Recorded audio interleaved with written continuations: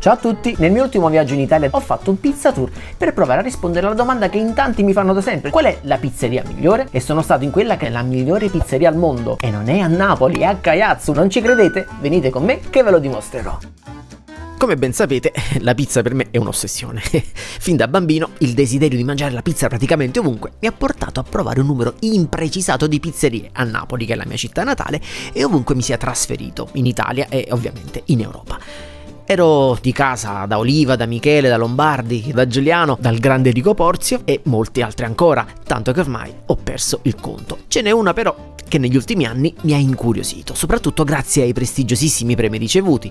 Pensate che da 3 anni consecutivi che viene premiata come la migliore pizzeria al mondo. Sto parlando di Pepe in Grani di Franco Pepe, pizzaiolo di Caiazzo, in provincia di Caserta, erede di un'antica famiglia di fornai che dal 2012 ha creato un progetto incredibile di pizzeria proprio nel suo paese.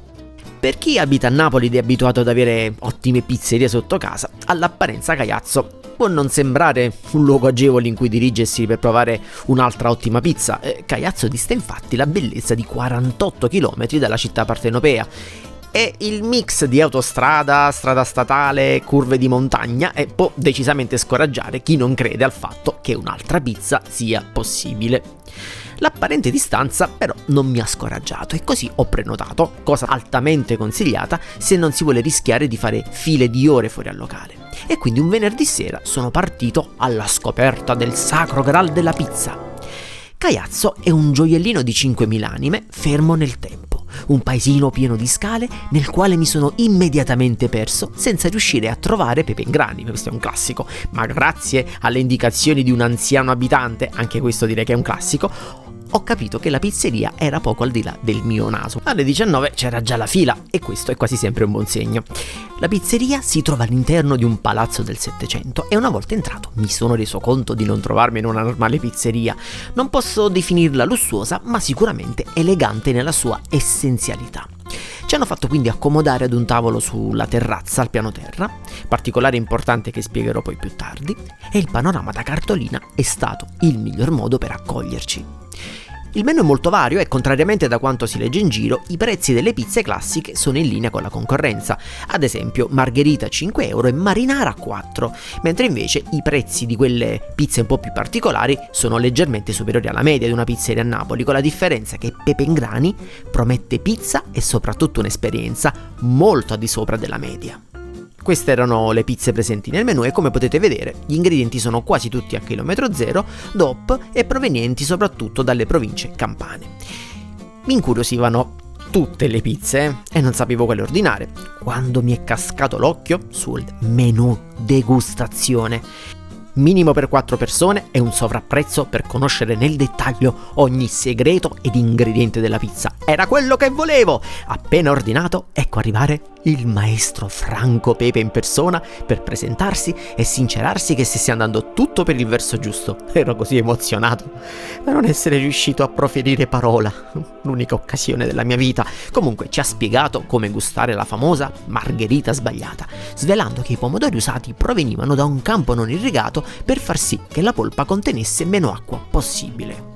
Wow, il primo segreto. Superata l'emozione per l'incontro con il maestro, è cominciata l'esperienza, una vera e propria maratona a base di 10 tra pizze e dolci, compreso un assaggio di margherita rubata a mia figlia, ma non dito alla mia moglie. La particolarità del menù degustazione è che le pizze vengono portate da dei preparatissimi camerieri che raccontano gli ingredienti, la scelta dietro la loro combinazione e soprattutto il modo migliore per gustarli con la pizza. Ecco finalmente le pizze. La prima provata è la Ciro, un cono fritto con fonduta di grana padano DOP 12 mesi, pesto di rucola e oliva caiazzana disidratata. Non esagero se dico di non aver mai mangiato un fritto così leggero nella mia vita. Il gusto era delicato, ma allo stesso tempo lasciava la voglia di mangiarne ancora. Come seconda pizza poi è arrivata una viandante, pizza fritta con sopra mortadella IGP, ricotta di bufala campana DOP, pistacchi e zest di limone. Premetto che non sono un grande fan della mortadella, ma la combinazione di questi ingredienti mi ha fatto ricredere. Il tocco di limone ha evitato che il sapore della ricotta di bufala prevalesse sulla mortadella. Pizza superba! Siamo poi passati alle pizze cotte nel forno a legna, nel segno della pizza ritrovata, condita con una passata San Marzano DOP, pomodori piennolo del Vesuvio, capperi disidratati, polvere di olive nere caiazzane, acciughe di cetara, olio agliato e basilico fritto. Buona e dal gusto molto deciso. Quando poi meno me lo aspettavo, è arrivata lei, Sua Maestà Margherita Sbagliata, sicuramente la pizza più famosa di Franco Pepe. Per chi non lo sapesse, si tratta di una margherita ricoperta di mozzarella di bufala campana DOP, passata di pomodoro riccio dopo cottura e riduzione di basilico. Una pizza geniale nella sua semplicità, nella sua presentazione, oltre che nel gusto. Per farvi capire, mangiare la margherita sbagliata per me è stato come vedere Maradona allo stadio e benedire i soldi spesi per aver acquistato il biglietto.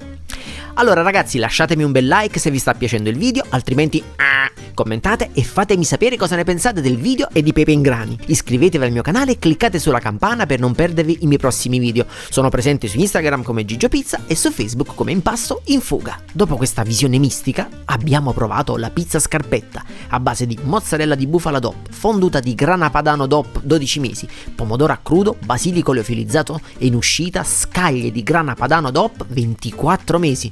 La mia faccia mentre la mangio dice tutto: spettacolare!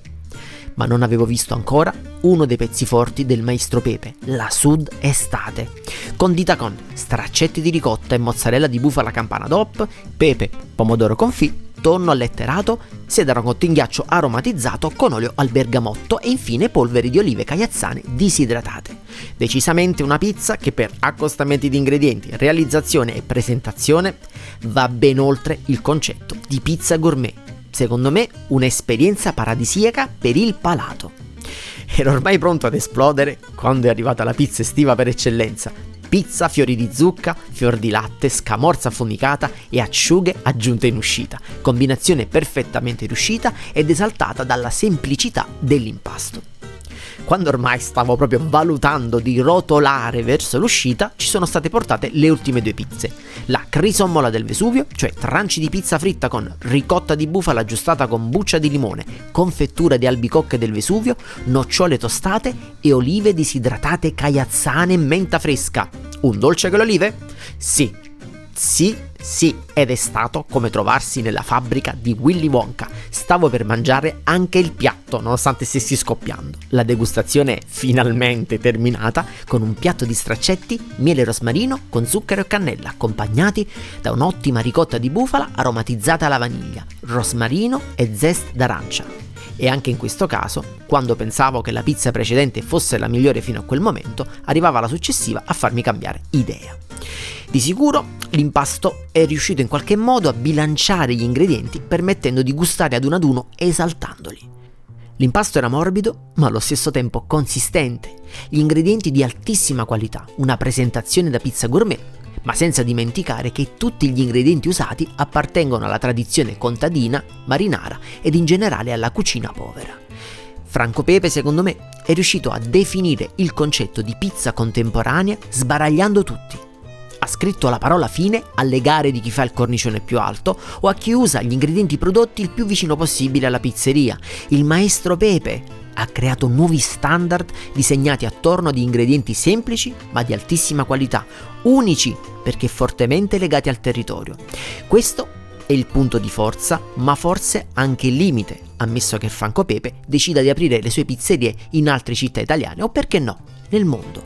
O forse potrebbe esportare il suo modello e disegnare le pizze attorno agli ingredienti tipici degli altri territori.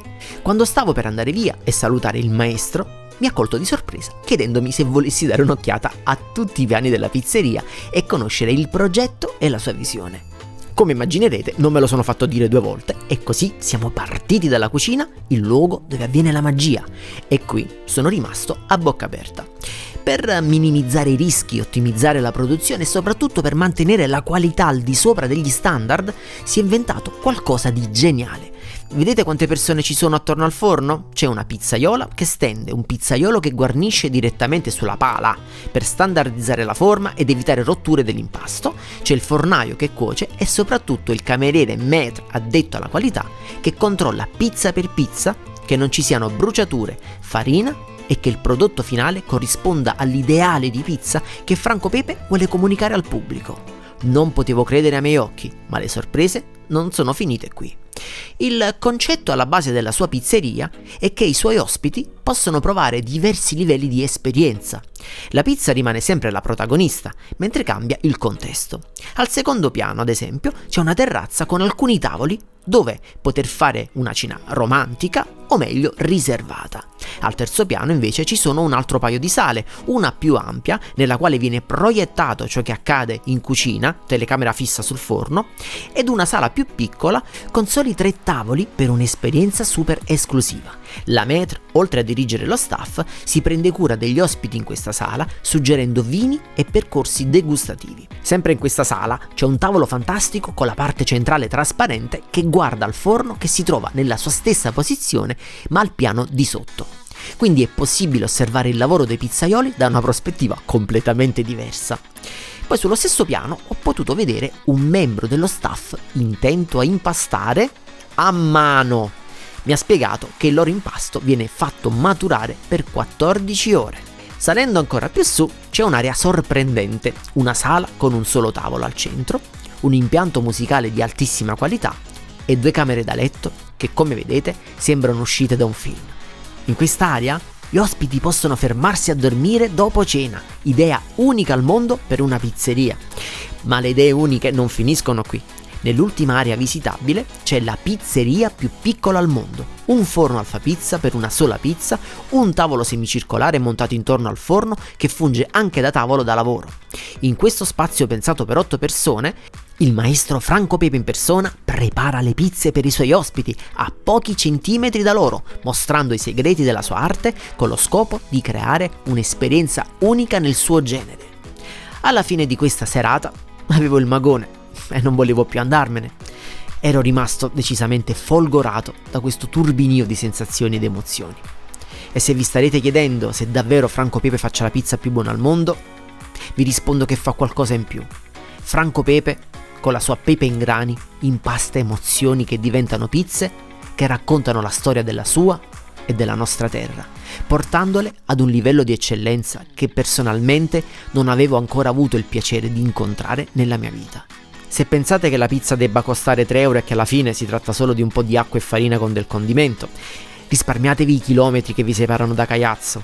Anche le automobili sono un misto di lamiera, vetro e parti meccaniche e ciò nonostante nessuno potrà mai dire che una Fiat Panda sia uguale ad una Ferrari. E le pizze del maestro Franco Pepe sono decisamente le Ferrari delle pizze. Allora sto qua con il maestro Pepe, mio with maestro Pepe, perché il mio canale è in inglese e in italiano. Un'esperienza fantastica, la degustazione è stata incredibile, credo le migliori pizze mai mangiate nella mia vita, ma non lo devo dire io, insomma.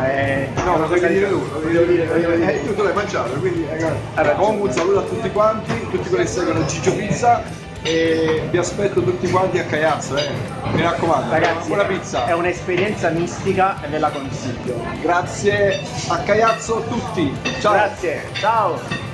Allora ragazzi, lasciate un bel commento e fatemi sapere cosa ne pensate di questo video e di Pepe in grani. Iscrivetevi al mio canale e cliccate sulla campana per non perdervi i miei prossimi video. Iscrivetevi al mio corso su Udemy, The Art of Pizza Making, un corso in inglese in cui spiego tutti i segreti per una pizza casalinga perfetta. E infine mi trovate su Instagram come Gigio Pizza e su Facebook come Impasto in Fuga. Grazie. Ciao e alla prossima! Ciao amiche ed amici, in molti di voi mi hanno chiesto di chiudere la finestra. We want to eat pizza. The room for pizza is always there, but your eyes are wide open for pizza.